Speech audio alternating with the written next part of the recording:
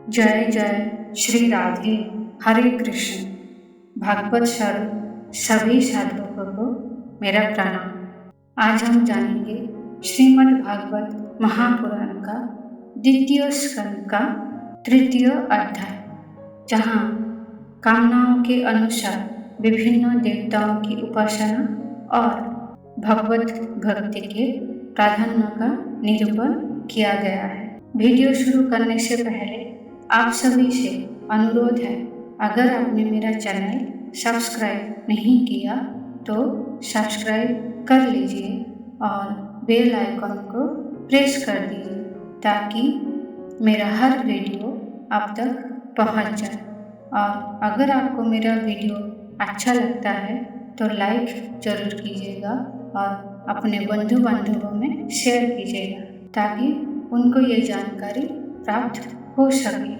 तो शुरू करते हैं श्रीमद् भागवत महापुराण का द्वितीय स्कंद का तृतीय अध्याय। श्री शुक उवाच एवं तन्निकटे पृष्टवान् यद्वान् मम दृढ यन्मे यमानाना मनुष्येषु मनीषिणां। श्री शुकदेव जी ने कहा, परीक्षित, तुमने मुझसे जो पूछा था कि मरते समय बुद्धिमान मनुष्य को क्या करना चाहिए, उसका उत्तर मैंने तुम्हें दे दिया।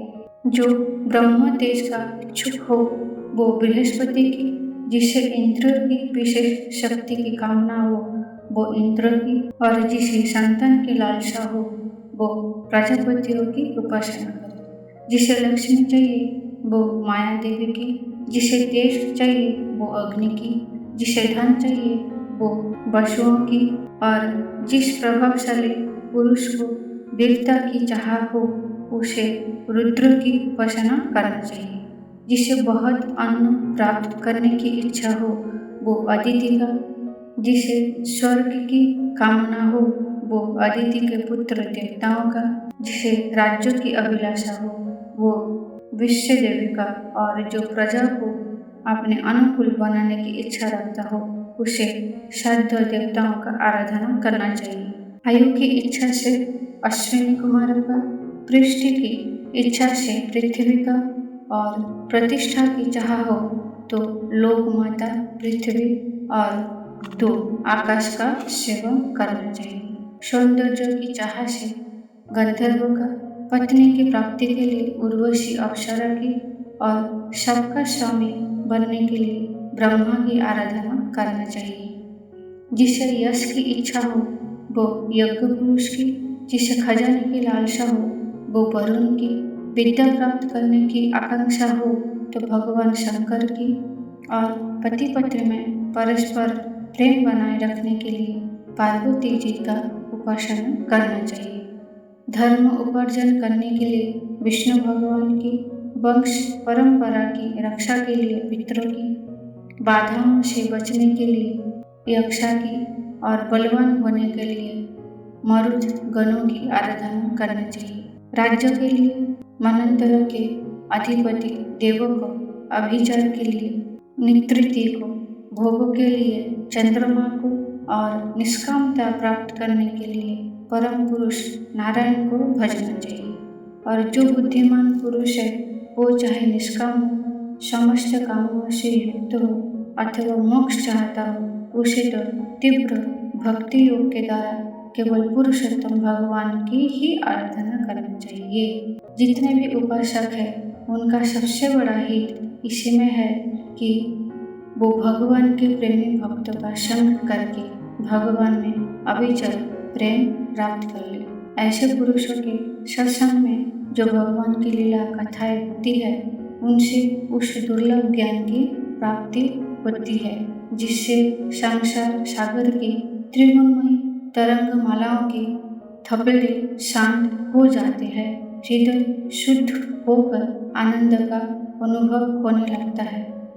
इंद्रियों के विषयों में आसक्ति नहीं रहती, केवल मोक्ष की सर्वसम्मत मार्ग भक्ति योग प्राप्त हो जाता है। भगवान को ऐसी रोशनी कथाओं का चस्का लग जाने पर भला कौन ऐसा है जो उनमें प्रेम ना करे। सनत जी ने कहा, शुक जी, राजा परीक्षित ने सुखदेव जी की ये बात सुनकर उनसे और क्या पूछा। वो तो सर्वज्ञ होने के साथ ही साथ मधुर वर्णन करने में भी बड़े निपुण थे। सूत जी, आप तो सब कुछ जानते हैं। हम लोग उनकी ये बातचीत बड़े प्रेम से सुनना चाहते हैं। आप कृपा करके अवश्य सुनाइए, क्योंकि संतों की सभा में ऐसी ही बात होती है जिनका पर्यवसान भगवान की रसमय लीला कथा में ही होता है। पांडुनंदन महारथी राजा परीक्षित बड़े भगवत भक्त थे। बाल्यावस्था में खिलौने से खेलते समय भी वो श्री कृष्ण लीला का ही रस लेते थे। भगवानमय श्री सुखदेव जी भी जन्म से ही भगवत परायण है।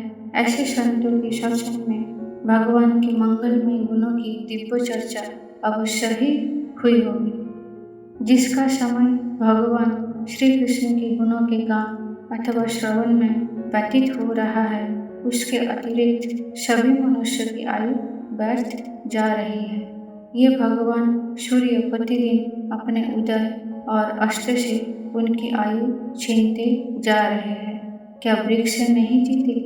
क्या लोहार की धोकनी सांस नहीं लेती?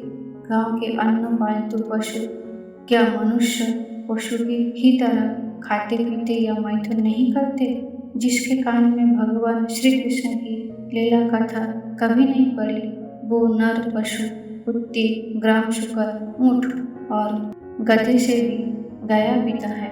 सूजी, जो मनुष्य भगवान श्री कृष्ण की कथा कभी नहीं सुनते, उसका कान बिल के समान है।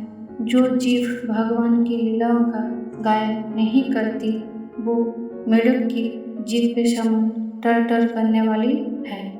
उसका तो ना रहना ही अच्छा है। जो शिव कभी भगवान श्री कृष्ण के चरणों में झुकता नहीं, वो रेशमी वस्त्र से सुसज्जित हो और मुकुट से युक्त होने पर भी बोझ मात्र ही है। जो हाथ भगवान की सेवा पूजा नहीं करते, वो सोने के कंगन से भूषित होने पर भी मुर्दे के हाथ है। जो आंखें भगवान की याद दिलाने वाली मूर्ति, तीर्थ, नदी आदि का दर्शन नहीं करती, वो मोरों की पंख में बने हुए आंखों के चिन्ह के समान निरर्थक है। मनुष्य के वो पैर चलने की शक्ति रखने पर भी ना चलने वाली पेड़ों जैसी ही है। जो भगवान की लीला स्थलों का यात्रा नहीं करते, जिसे मनुष्य भगवत प्रेम संतों के चरणों की धूल कभी सिर पर नहीं चढ़ा है, वो जीता हुआ भी मुर्दा है। जिस मनुष्य ने भगवान के चरणों पर चढ़ी हुई तुलसी की सुगंध लेकर उसकी सराहना नहीं की, वो श्वास लेता हुआ भी श्वास रहित शव है। सूजी, वो हृदय नहीं लोहा है जो भगवान के मंगलमय नामों का श्रवण कीर्तन करने पर भी पिघल कर उन्हीं की ओर वो नहीं जाता। जिस समय हृदय पिघल जाता है, उस समय नेत्र से आंसू छलकने लगते हैं और शरीर का रोम रोम खिल उठता है।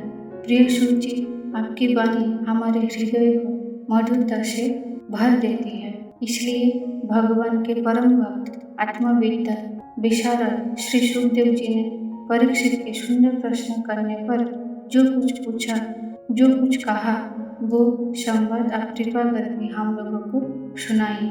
अतः श्रीमद् भागवत महापुराण का द्वितीय स्कंद का तृतीय अध्याय समाप्त। आप प्रेम पूर्ण हृदय से अपने आराध्य भगवान का चिंतन करते हुए बोलिए, जय जय श्री राधे, हरे कृष्ण।